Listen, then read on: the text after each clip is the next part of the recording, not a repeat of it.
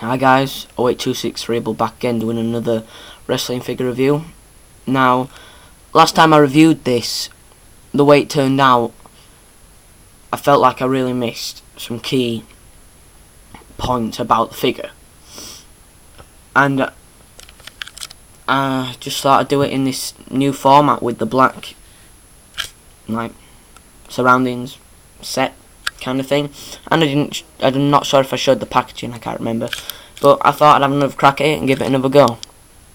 So, this time I'm reviewing the Wwe Mattel Legends 4 Ultimate Warrior figure. I'll just show you the packaging first of all. If I just move him to the side. And there is a nice big picture of the Ultimate Warrior wearing the attire from SummerSlam 1988. Oops, not zoom in, zoom out. I'm not sure how they get the pictures like this. They must like have the actual photograph and then airbrush over it.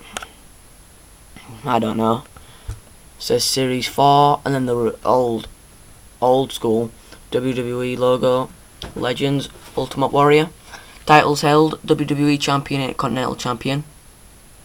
Which, I know they're like the two best titles in the WWE, but I know he wasn't in any tag teams or anything, and his matches always lasted like 2 seconds, except WrestleMania 7 and WrestleMania 6. But he should have held more titles. Now that's just my opinion. Like, the amount of time he was there and the star that he was. I just think they should have given him more belts. Anyway, memorable moment. Almost immediately after his WWE debut, Ultimate Warrior became a household name and a fan favourite. His frenetic style and wild entrances captivated fans and struck fear in his opponents.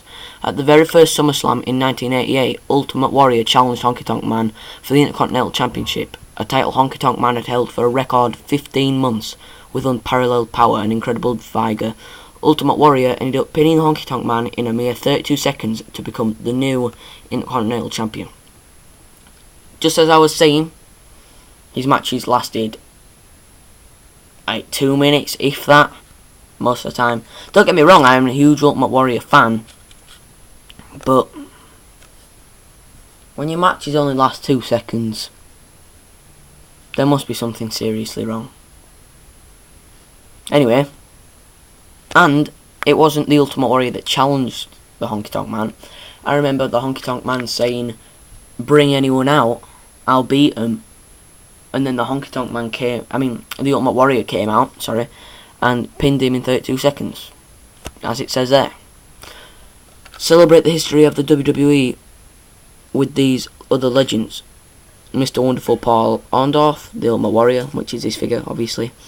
Demolition Smash, Demolition Axe, George the Animal Steel, and Hillbilly Jim. Now, on the other side of the packaging, yeah, obviously the packaging's open, so it's just the logo and the same picture. Nothing really that special. Now, Legends Series 4 was the series that they stopped at including display stands, which kinda messed. If you were collecting these and you had them all out on display, it would kinda ruin your display because some would have stands and some wouldn't, which is completely stupid. Right, I'll start with the face. Well, I'll start with the accessories, actually. The only accessory that the Ultimate Warrior includes is the classic Intercontinental title. He was the second figure in the WWE Mattel series to include a belt, and it's a bit different from the Mr. Perfect belt, being that the paint is a little bit lighter. It's more of like a sea blue than a really dark blue, and it is really shiny, the belt. Like, you can see it just glimmering in the camera. I love the material that these belts are made out of. Like, the Jakks belts were made out of the hard plastic, which was cool, but These belts are just awesome. They remind me of the old WCW figures when it used to feel like leather because it was a really thin piece of plastic. Anyway, I'm getting off topic. I'll just put that to the side and we will have a look at the Ultimate Warrior. I'll start with his face, which is completely awesome. The face paint has been hand painted on, which is, well, I think it's been hand painted on. It gives that effect how it's been done. And he has got like the mullet hair, which is very cool. It does kind of hinder his articulation though, but who cares? The Ultimate Warrior only had like 5 moves anyway, so it doesn't matter. I keep pressing the wrong button to zoom in and zoom out. Awesome. But the only issue that I could have with this face is that, like, if you look at the picture, he's got his teeth clenched. Like, couldn't they have given us a head like that instead of this? I know it kind of looks like he's intense and staring and gazing at his opponent, but clenched teeth would have been cool, like the Legend 6 one. Moving on. On his wrists, he's got these painted on black, white, and yellow sweatbands, which are pretty cool. And then his arm ties, if that's what they're called, are made out of soft plastic. So it does look kind of stupid if he's just stood there because they point out, whereas the jacks were made out of soft cloth material. But I heard stories I've never had a Jack's Ultimate Warrior, but I've heard stories about how they used to get in knots all the time and everything. So that would have just that would have annoyed me, to say the least, if they kept getting tied in knots. Anyway,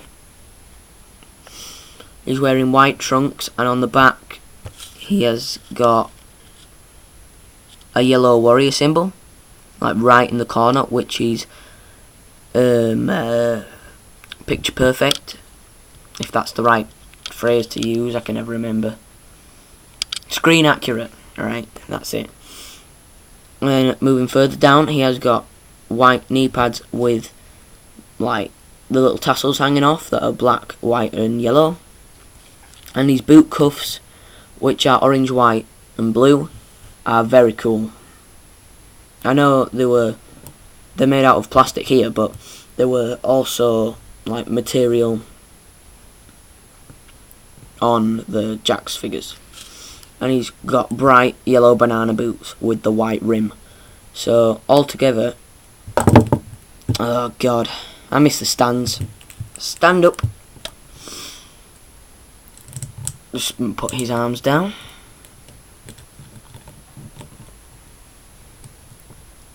Could definitely use a stand, although he does stand up pretty well on his own on this soft setting. The articulation that Warrior has, he has a ball jointed head, but kind of hindered by his hair, which I said earlier. Ball jointed shoulders, swivel bicep, hinged elbows, forward and back on the wrist and twist, ab crunch, swivel at the waist. His legs go out, forward and back, swivel at the thigh, double bend at the knee, which works fine. It isn't hindered by the knee pads at all because it's different. It's a small type of knee pad. Swivel at the top of the boot. The foot's swivel from side to side, forward and back, and they rock from side to side. I would definitely recommend this figure. I know there's been many Ultimate Warriors released in the Jack's Pacific line, and there's only been 3 released in the Mattel line, but all 3 in the Mattel line are all superb figures. This was the first one, which is like the plainest of the 3. If you're looking for like a really early Warrior, this would be the one to go for. But if you're looking for something like a bit more stereotypically Ultimate Warrior, then Legend 6 WrestleMania 6 Warrior would be the way to go. He comes with the yellow winged eagle strap belt, and he's also got a very angry face. So that is my, I've got that on my wall, so it's still mint on card. That is my favourite of the Ultimate Warriors. And I've got the defining moments, which I'll probably be re-reviewing because I want it to have a review on its own, because I think I missed key points off that as well. So thanks for watching, guys. This was 08263 reviewing the Legends for Ultimate Warrior by Mattel. Please comment, rate and subscribe, and look out for more videos as they come. So thanks for watching, guys. Bye.